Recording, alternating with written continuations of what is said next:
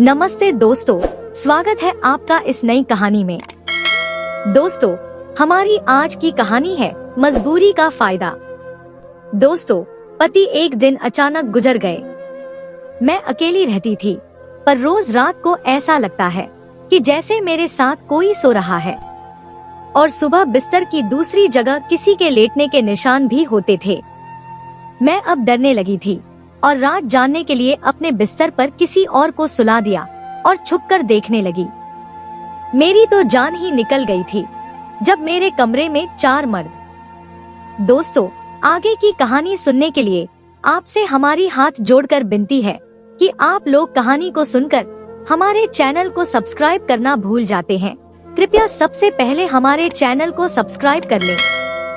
दोस्तों, यह कहानी एक बहुत ही खूबसूरत लड़की की है जिसका नाम मारिया था। उसकी किस्मत उतनी ही अच्छी नहीं थी जितनी उसकी खूबसूरती। एक दिन वह अपनी सहेली के घर बैठी थी जब उसकी माँ उसे ढूंढते हुए आई। उन्होंने कहा कि रिश्ते वाले तुम्हें देखने आए हैं और तुम यहाँ बैठी हो। तुम्हारा फोन भी बंद है। उसकी सहेली भी उसके साथ चल पड़ी। जल्दी जल्दी में थोड़ी बहुत तैयार हुई और उनके सामने चली गई। वे लोग उसे देखकर हैरान रह गए। उन्होंने कहा कि वह बहुत प्यारी लड़की है। इतनी प्यारी लड़की हमने गलती से भी नहीं देखी। उन्होंने बताया कि उनका एक भाई है, माता पिता इस दुनिया में नहीं है। हम 2 बड़ी बहनें हैं और हमारी शादी हो चुकी है, इसलिए हम अपने भाई के लिए एक प्यारी सी लड़की ढूंढ रहे हैं। लड़के का घर अलग था और ये दोनों ही शादीशुदा थी। रिश्ता बहुत अच्छा था। लड़का ज्यादा खूबसूरत नहीं था लेकिन हर हाल में बेहतरीन था। मारिया की माँ ने तुरंत हाँ कर दी। उनकी बस एक ही शर्त थी कि शादी जल्द से जल्द हो जानी चाहिए, क्योंकि वे लोग अपने अपने घर में रहते थे और उनके पास भी इतना वक्त नहीं था। इनमें से एक बहन दूसरे शहर में रहती थी लेकिन यहाँ पर आई हुई थी। मारिया की माँ ने कहा कि रिश्ता हाथ से निकल जाएगा। अकेला घर है, लड़का भी खूबसूरत और लोग भी अमीर हैं। और सबसे बड़ी बात तो यह थी कि यह घर हमारे घर के बिल्कुल ही करीब था। हमें भी पता था कि इस घर में एक लड़का रहता है जो अकेला रहता है, लेकिन क्योंकि घर में कोई औरत नहीं थी इसलिए माँ कभी भी इस घर में नहीं गई और हमने ज्यादा मेलजोल भी नहीं रखा। हमें क्या पता था कि यही मेरा होने वाला पति था। दोस्तों, शादी बहुत जल्दी में करवाई गई। मेरी माँ ने अपनी आधी से ज्यादा जिंदगी जॉइंट फैमिली में गुजारी थी, इसलिए वह इस बात पर बहुत खुश थी कि ना कोई सास है, ना कोई जेठानी है, ना कोई देवरानी है। 2 नंदे हैं, लेकिन वह भी अपने अपने घर वाली हैं और अपना घर छोड़कर कौन बार बार किसी के घर आता है। बस यूँ समझो कि बहुत ही ज्यादा जल्दी में मेरी शादी करवा दी गई। मुझे लड़के की तस्वीर दिखाई गई। मुझे तस्वीर देखकर ऐसा तो नहीं लगा कि मैंने इसी के साथ अपनी जिंदगी बितानी है, लेकिन कुछ बुरा भी नहीं लगा। वैसे भी मर्द मुश्किल से ही खूबसूरत होते हैं। मर्द की खूबसूरती यही होती है कि वह लंबे चौड़े कद का हो, न ज्यादा दुबला हो, न ज्यादा मोटा हो, और माधव भी ऐसा ही था। लेकिन शक्ल से ख्याल करने वाला और एहसास करने वाला लग रहा था। फिर हमें किसका क्या डर। हमें तो एक घर में अकेले रहना था। जब हम दोनों अकेले रहते हैं और पति पत्नी भी होते तो एक दूसरे के प्यार में पड़ ही जाते। मेरा पति भी बहुत ही ज्यादा अच्छा था। हमारी शादी हो गई और मैं इसी घर में रहने लगी। जब मेरा दिल करता मैं माँ के घर आ जाती थी, किसी बात से रोकता नहीं था। शादी के बाद मेरी दोनों नंदे भी अपने अपने घर की हो गईं और उनका हमारे घर में ज्यादा दखल भी नहीं था। मैं बहुत खुश थी और हर किसी को अपनी खुशी के बारे में बहुत खुश होकर बताया करती थी। मेरी माँ कहती थी कि सबको नहीं बताते, नजर लग जाती है, क्योंकि ऐसी जिंदगी हर औरत चाहती है जिसमें न तो कोई सास हो और न ही कोई ननद हो, घर अकेला हो और पति भी इतना अमीर और प्यार करने वाला हो। लेकिन मेरे मुंह से यह बात निकल जाती थी क्योंकि मैं बहुत ज्यादा खुश थी। जब इंसान दुखी होता है तो उसका दिल करता है कि वह सबको बताए कि मेरे साथ कुछ बुरा हुआ है। इसी तरह जब इंसान खुश होता है तब भी उसका दिल करता है कि वह अपनी खुशी के बारे में बताए। मेरा भी दिल करता था। मेरा पति बहुत अच्छा था, मैं उसकी तारीफ करती थी। दोस्तों, मेरी सब दोस्त और रिश्तेदार जिनकी शादी हो चुकी थी, बार बार कहती थी कि हाय, तुझे तो अच्छा पति मिल गया और हमें कैसा पति मिला है, हमारा तो बिल्कुल ख्याल नहीं करता, सच में तेरा प्यार करता है। जब वह हाय हाय करती थी तो मुझे नहीं पता था कि मुझे उनकी हाय लग जाएगी। एक दिन मेरे पति ने कहा कि आज शाम को मैं तुम्हें शॉपिंग पर ले जाऊंगा, तो मैंने उसकी पसंद का खाना बना दिया। सोचा कि वह मेरे लिए इतना करता है तो मुझे भी उसके लिए कुछ न कुछ करना चाहिए। और पत्नी पति के लिए और क्या कर सकती है कि अच्छे से तैयार हो जाए या फिर उसके लिए उसकी पसंद का खाना बनाए और उसकी हर बात मान ले। और मैं भी यह सब कुछ करती थी।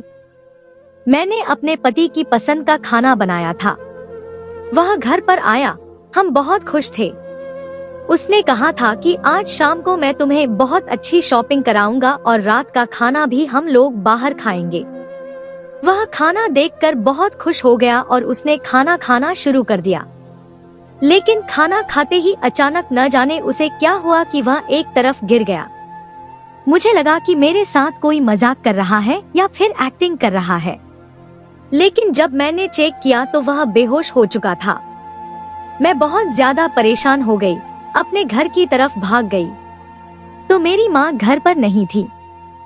मैंने जल्दी जल्दी एम्बुलेंस को कॉल किया और अपने पति को अस्पताल ले गई।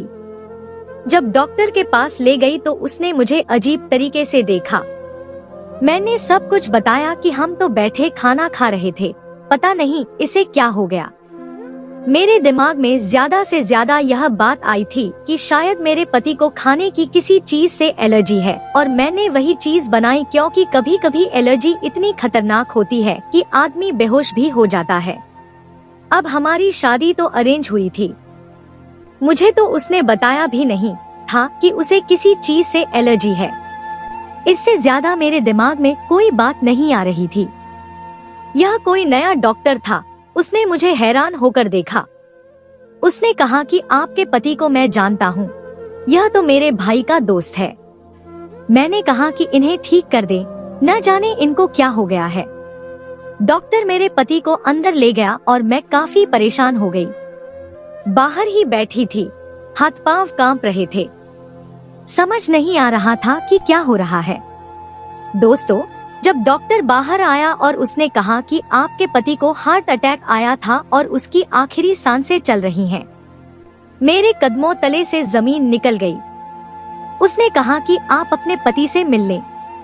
वैसे हम ऐसे मरीज से मिलने नहीं देते, लेकिन यह मेरे भाई का दोस्त है, इसीलिए आपको अंदर जाने की इजाजत दे देते हैं। वह डॉक्टर बहुत अच्छा था। उसका नाम डॉक्टर हिमांशु था। वह शायद नया डॉक्टर था, बिल्कुल जवान था। मैंने उसका शुक्रिया अदा किया, पर साथ यह भी सोचने लगी कि ऐसा कैसे हो गया, किस समय हो गया, कब हुआ, उसे हार्ट अटैक कैसे आ गया। वह तो जवान था, उसने तो मुझे बताया ही नहीं था कि वह दिल का मरीज है। यह क्या हो रहा था? मेरा दिमाग घूम रहा था। मुझे ऐसा लग रहा था कि मेरे कान बंद हो गए और जो भी मेरे पास खड़े होकर बोलता था, मुझे उसकी आवाज ऐसे आती थी जैसे वह मुझसे 10 फुट दूर खड़ा है। मेरे हाथ भी कहाँ पर रहते। मेरे साथ जिंदगी में पहली दफा ऐसा हो रहा था।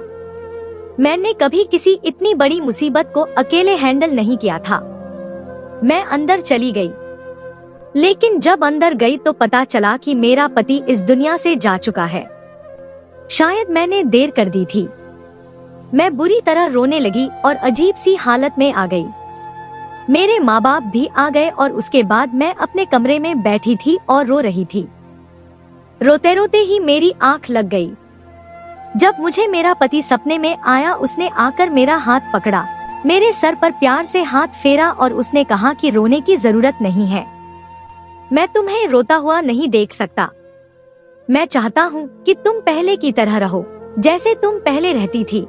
हमारे घर में ही रहो और हंसी खुशी रहो, सब कुछ ठीक हो जाएगा।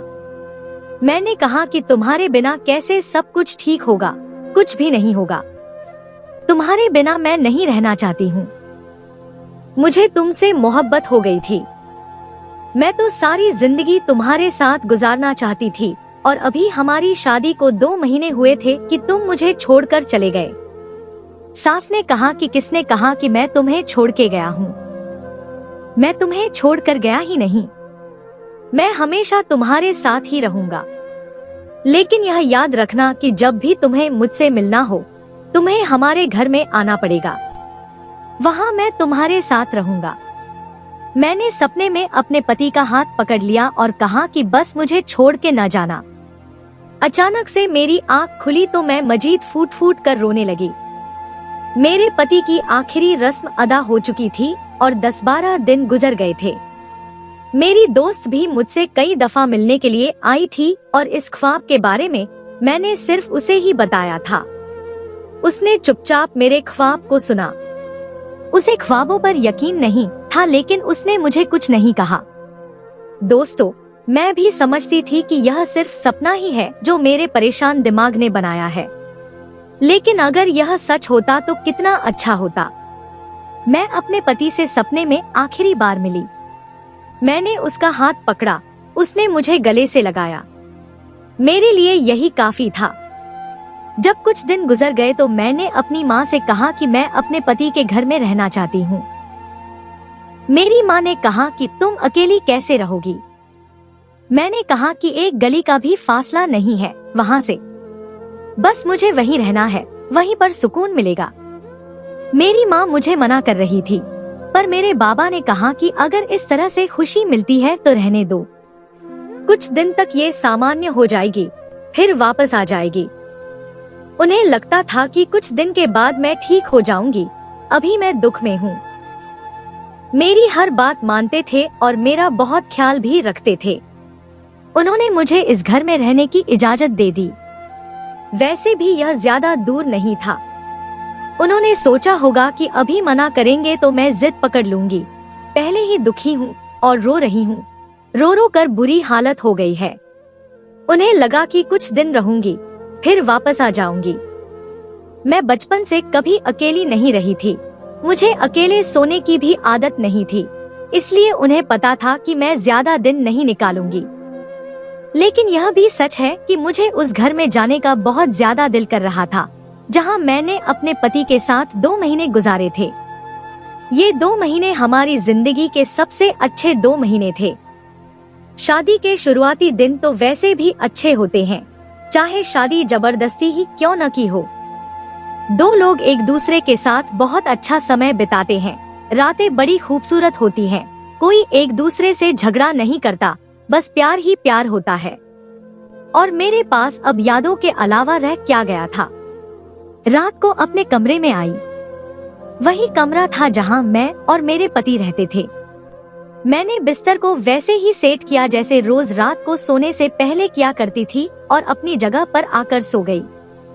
दिमाग में यादें आ रही थी और आंखों से आंसू भी नहीं रुक रहे थे, जब अचानक से इस कमरे में कुछ हुआ। मैंने लाइट ऑफ कर दी थी। दोस्तों, मुझे ऐसा लगा कि जैसे मेरे पीछे मेरे पति की जगह पर कोई आकर लेट गया है। मेरे कदमों तले से जमीन निकल गई। मेरी सांस तेज हो गई और मेरे दिल की आवाज मुझे कानों में आने लगी। हिम्मत नहीं थी कि मैं पलट कर देखती। मैं बहुत ज्यादा डर रही थी। यह कोई सपना नहीं था, कोई फाग नहीं था, वह नहीं था। मुझे बकायदा ऐसा महसूस हो रहा था कि कोई पीछे आकर लेट गया। मेरे दिमाग में सपना आया, इसका मतलब कि वह सिर्फ सपना नहीं था, बल्कि मेरे पति की तरफ से मेरे लिए एक संदेश था। मैंने उसे सिर्फ सपना समझा था। शायद वह इंतजार कर रहा था कि मैं कब वापस आती हूँ। बहुत से ऐसे लोग हैं जो मरने के बाद वापस लौट आते हैं। अगर हम ऐसी बातों पर यकीन न करें, इसका मतलब यह तो नहीं कि ऐसी बातें झूठ होती हैं। क्या मेरा पति वापस आ गया था? जब कोई इस दुनिया से चला जाता है तो इंसान यह चाहता है कि वह कहीं से वापस आ जाए और हम उसे देख लें। लेकिन यह एहसास जिंदगी में इतना खौफनाक होगा, मुझे अंदाजा नहीं था। मैं बहुत ज्यादा डर रही थी। बकायदा महसूस हो रहा था कि बिस्तर के ऊपर कोई लेटा है और उसके वजन से बिस्तर नीचे भी झुक गया था। मुझ में पलटने की हिम्मत नहीं हुई और मुझे एहसास हो गया कि शायद मेरे पति ने ख्वाब में आकर जो कहा था वह सच था। शायद वह ख्वाब सिर्फ ख्वाब नहीं था, वह सच में मेरे साथ था और उस वक्त मेरे पीछे लेटा हुआ था। वह इस दुनिया में तो नहीं था, यह तो मुझे पता है, लेकिन यह मेरा पति ही हो सकता है। उसकी सांसों की आवाज आ रही थी, मुझे उसकी खुशबू महसूस हो रही थी। मैंने आंखें बंद कर ली और उसे महसूस किया कि वह मेरे साथ है और मैं सो गई। जब उठी तो यह देखकर हैरान रह गई कि उसकी तरफ से बिस्तर भी खराब हो चुका था। इसका मतलब कि वह रात को यहाँ पर आया था। उसने कहा था कि वह हमेशा मेरे साथ रहेगा और रोज रात को मुझसे मिलने के लिए आएगा, लेकिन सिर्फ अपने घर में ही आएगा। दोस्तों, मैं अगले दिन माँ की तरफ गई तो उन्होंने मुझे रात को रोक लिया क्योंकि बाहर बारिश हो रही थी। उन्होंने कहा कि आज जाने की जरूरत नहीं है और आज रात मेरे साथ ऐसा कुछ भी नहीं हुआ। मुझे अपने पति के पास रहना था, मुझे उससे बात करनी थी, मुझे उसे महसूस करना था। इसलिए मैंने इरादा कर लिया कि मैं अपने पति के घर में ही रहूंगी। अगले दिन जिद करके फिर चली गई और फिर से मुझे यही एहसास महसूस हुआ। इस दफा तो मुझे अचानक से ही ऐसी नींद आई कि मुझे पता ही नहीं चला कि मैं कहाँ हूँ, और जब सुबह उठी तो मेरा दिल बहुत हल्का हो चुका था। मुझे ऐसा लग रहा था कि जैसे सब कुछ ठीक है। मुझे ऐसा महसूस हो रहा था कि जैसे मेरा पति मेरे साथ था, जैसे अभी भी वह जिंदा है और इस घर में रहता है और अब वापस काम पर चला गया है और मुझे घर के काम करने हैं। मेरा पति इस दुनिया में नहीं था पर मेरे साथ था और मैं अपनी जिंदगी भी ऐसे ही गुजार रही थी। रोज रात को जब मैं करवट बदल के सो जाती तो मुझे महसूस होता कि पिछली तरफ कोई लेटा हुआ है। एक दिन मैंने हिम्मत की और सोचा कि मैं करवट बदल कर देखूंगी, वह मेरा अपना पति है। पर जब मैंने उस दिशा में करवट बदली तो वहाँ कोई भी नहीं था और काफी देर गुजर जाने के बाद भी कोई हलचल महसूस नहीं हुई। इसका मतलब कि वह नहीं चाहता था कि मैं उसे देखूं। मैं सिर्फ उसे महसूस कर सकती थी और मेरे लिए इतना ही काफी था। मैं यही कर रही थी। मुझे बहुत ज्यादा सुकून की नींद आती थी, जबकि मुझे लगा था कि अब तो मेरी नींदें हराम हो गई। मुझे जिंदगी में कभी अच्छी नींद मुझ नहीं आएगी। मैं अपने पति की बाजू के साथ रख कर सोया करती थी। अभी भी मुझे यही एहसास हो रहा था। मैं उससे बातें भी करती थी, लेकिन बातें बहुत कम करती थी क्योंकि मुझे कहीं ना कहीं डर भी लगता था और उसने मुझे यह तो नहीं कहा था कि हम बातें करेंगे। मेरी दोस्त मुझसे मिलने के लिए आई तो उसने कहा कि तुम पहले से बेहतर लग रही हो और तुमने अपने आप को संभाल लिया है। कहते हैं भगवान सब्र दे ही देता है। वैसे भी अभी तुम्हारी उम्र ही क्या थी और शादी को 3 महीने भी नहीं हुए थे। तुम्हें फिर से किसी के बारे में सोचना चाहिए। कोई औलाद भी नहीं थी और ज्यादातर लोगों को पता भी नहीं है।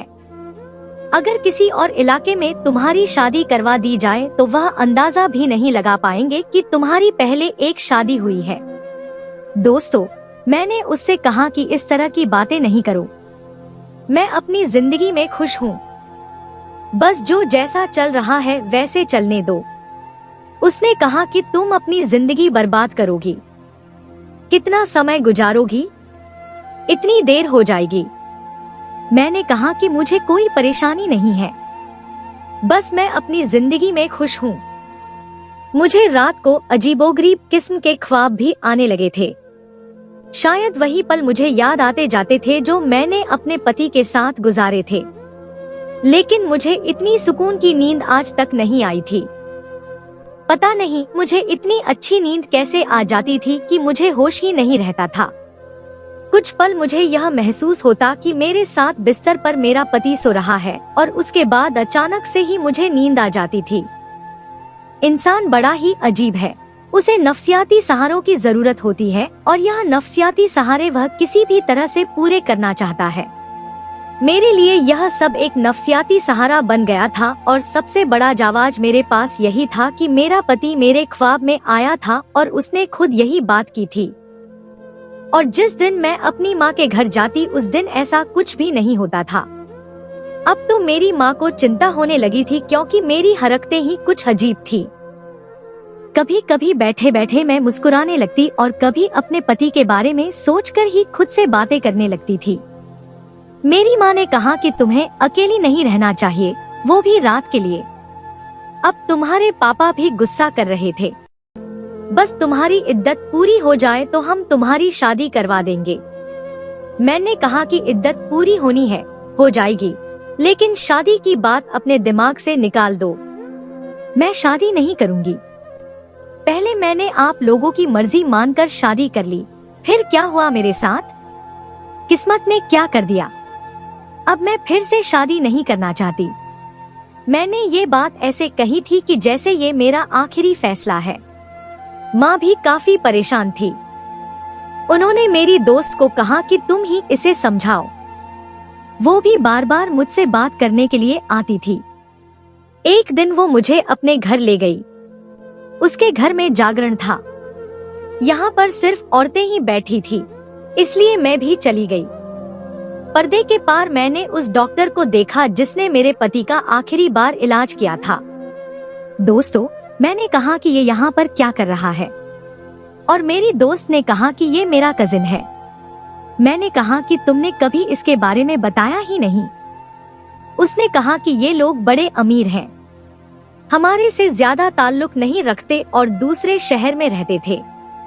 ये तो अब इनका बेटा इस शहर में डॉक्टर बना है तो ये भी यहाँ पर आ गए हैं और कुछ आना जाना शुरू हुआ है।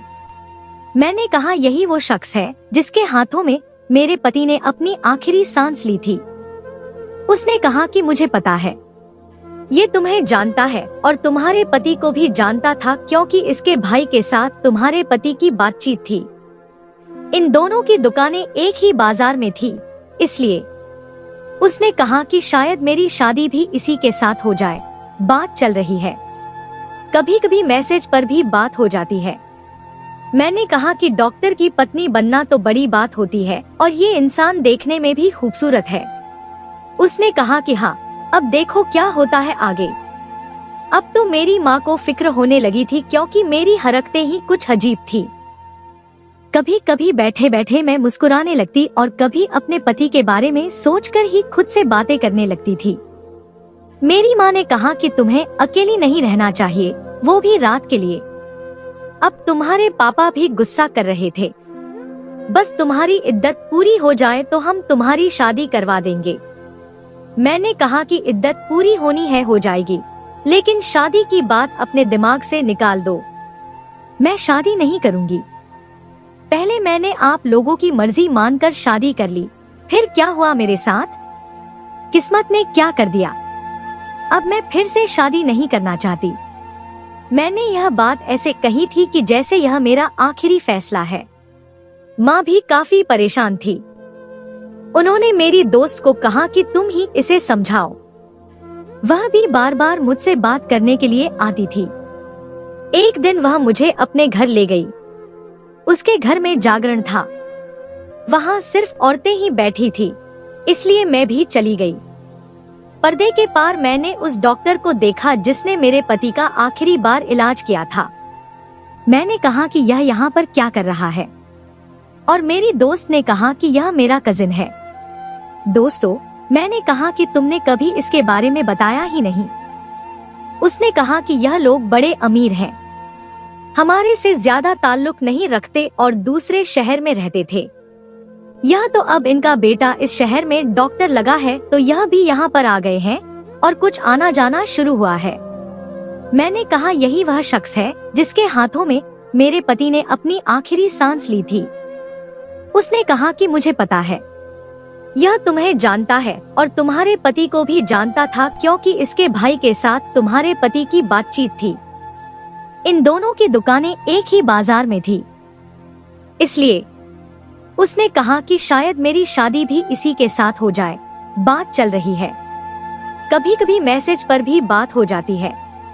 मैंने कहा कि डॉक्टर की पत्नी बनना तो बड़ी बात होती है और यह इंसान देखने में भी खूबसूरत है। उसने कहा कि हाँ, अब देखो क्या होता है आगे।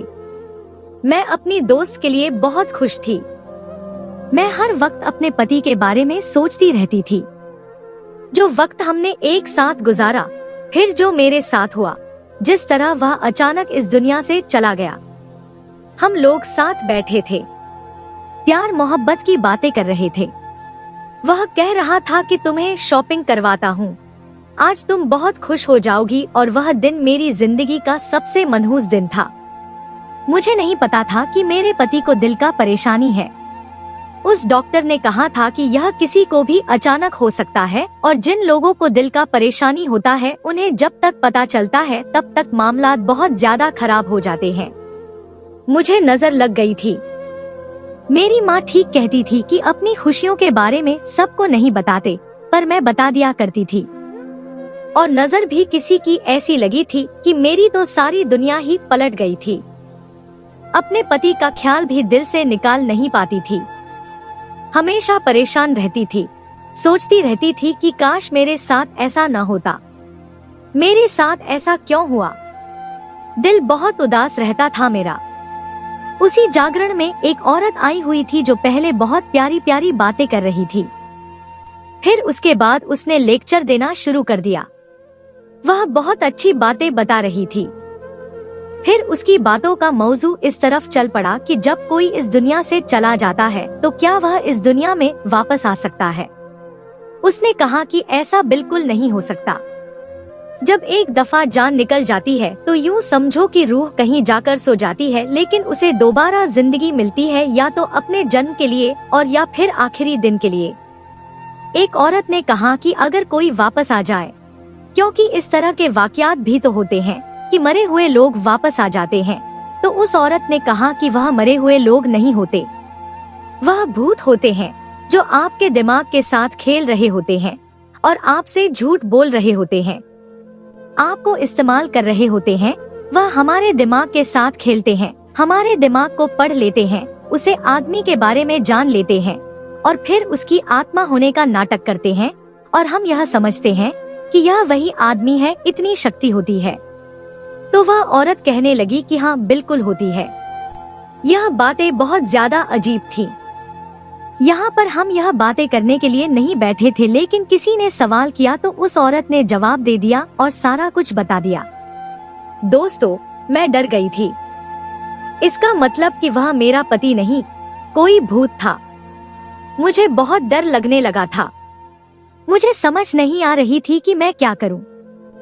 जब उस औरत ने अपना काम खत्म कर लिया तो सारी औरतें बार बार उससे मिल रही थी।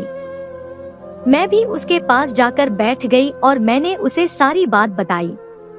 उसने कहा कि देखो बेटा, ऐसा कुछ नहीं है, तुम्हें वहम हो रहा है।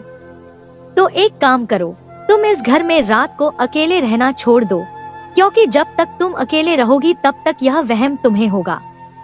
मैंने कहा कि हाँ, जब मैं माँ के घर में होती हूँ तब ऐसा नहीं होता। उसने कहा कि फिर तुम इस घर में नहीं रहा करो। लेकिन यह एहसास इतना ज्यादा हकीकत पर आधारित था कि मेरा दिल अभी भी नहीं मान रहा था।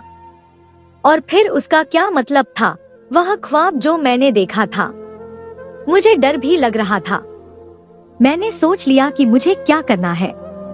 मैंने यह सारी बातें अपनी दोस्त को बताई थी। मैंने उससे कहा कि तुम एक रात मेरे साथ इस घर में रहो। उसे भी बहुत डर लग रहा था, लेकिन मैंने उस बात की और उसे मना लिया। उसने कहा कि ठीक है, लेकिन हम पूरी रात सोएंगे नहीं, और अगर जरा सा भी कुछ हुआ तो मैं तुम्हारी माँ के घर भाग जाऊंगी। मैंने कहा कि मैं भी तुम्हारे साथ ही भाग जाऊंगी। मैं खुद कौन सी इतनी बहादुर हूँ, मुझे भी डर लग रहा है। वही बात कि हमने प्लान तो बनानी है, लेकिन हम बहुत डर रहे थे।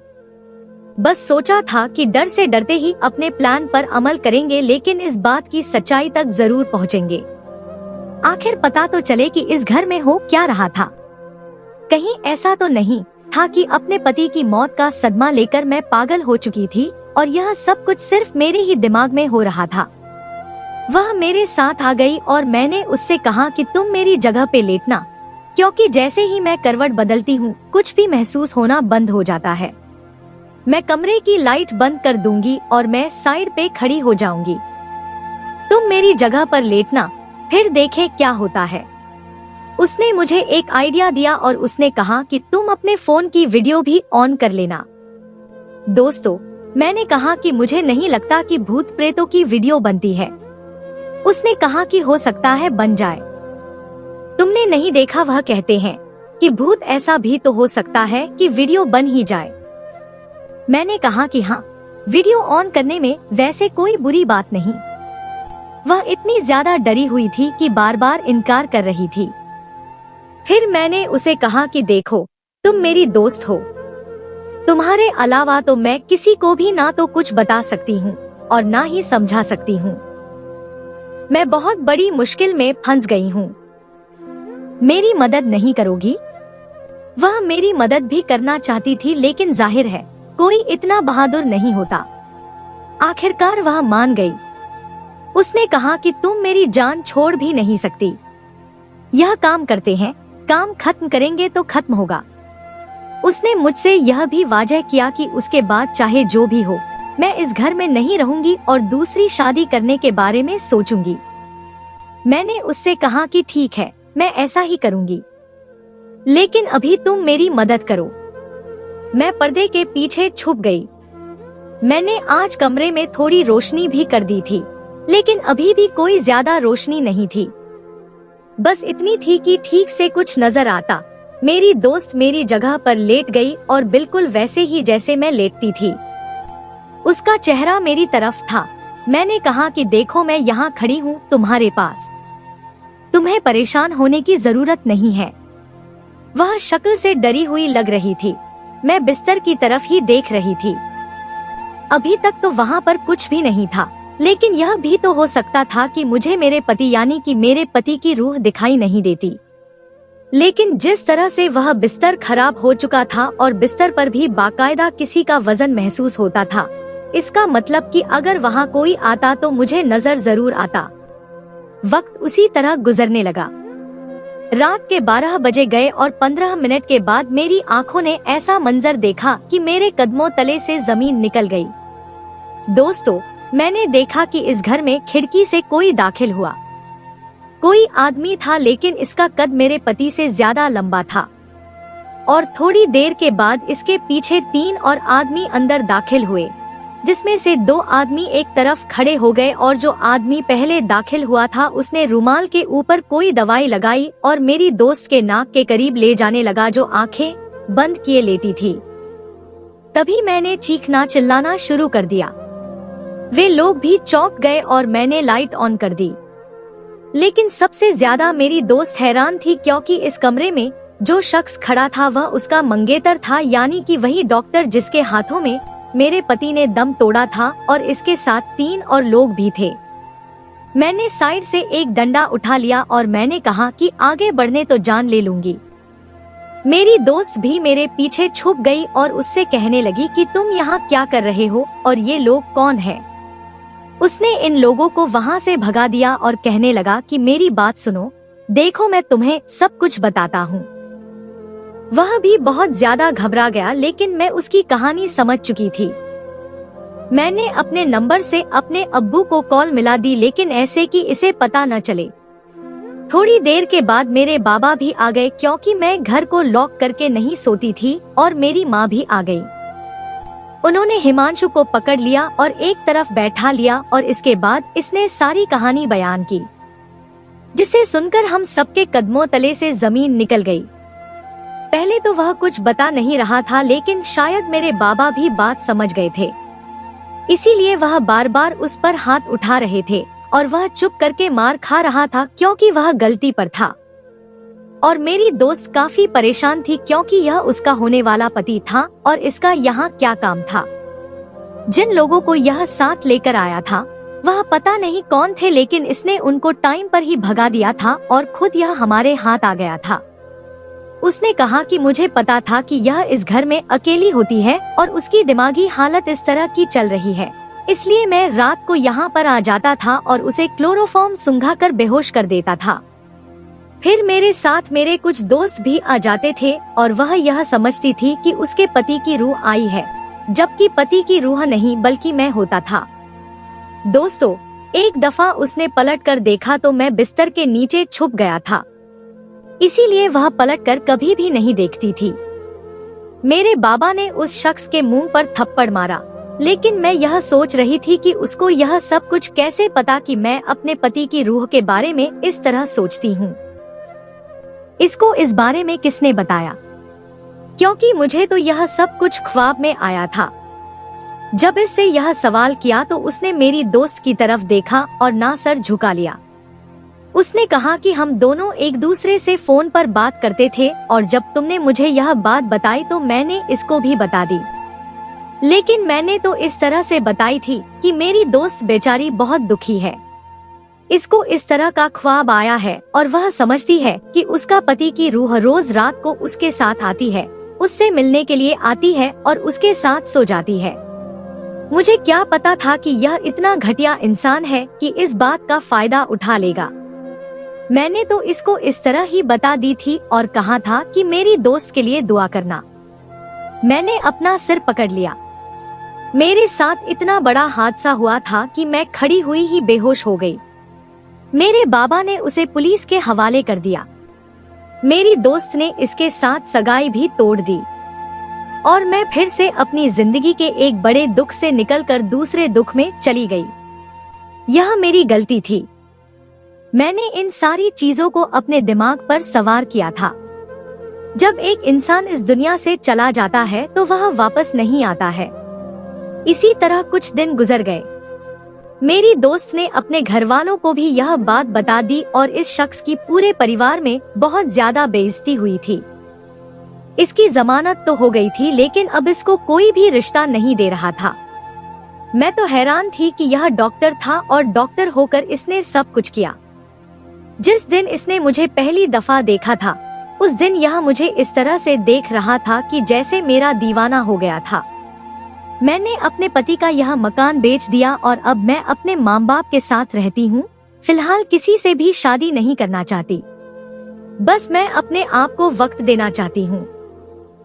यह जमाना कितना बुरा है, किसी की मजबूरी का फायदा उठा लेता है। यहाँ पर तो लोग मरे हुए लोगों को भी नहीं छोड़ते हैं। मुझे अंदाजा नहीं था कि मेरी किस्मत इतनी बुरी थी।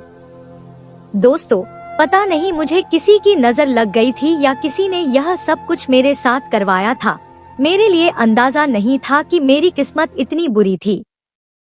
पता नहीं मुझे किसी की नजर लग गई थी या किसी ने यह सब कुछ मेरे साथ करवाया था, मेरे लिए बद्दुआएं की थी। मैं कुछ नहीं जानती, लेकिन मेरे साथ बहुत बुरा हुआ। तो दोस्तों, यह थी हमारी आज की कहानी। आपको सुनकर कैसी लगी हमें कमेंट करके जरूर बताएं और हमारी वीडियो को ज्यादा से ज्यादा अपने दोस्तों में शेयर करें और हमारे चैनल को भी सब्सक्राइब कर लें ताकि आने वाली वीडियो का नोटिफिकेशन आप तक तुरंत पहुंचे। मैं मिलती हूं आपसे अगली वीडियो में। तब तक के लिए धन्यवाद।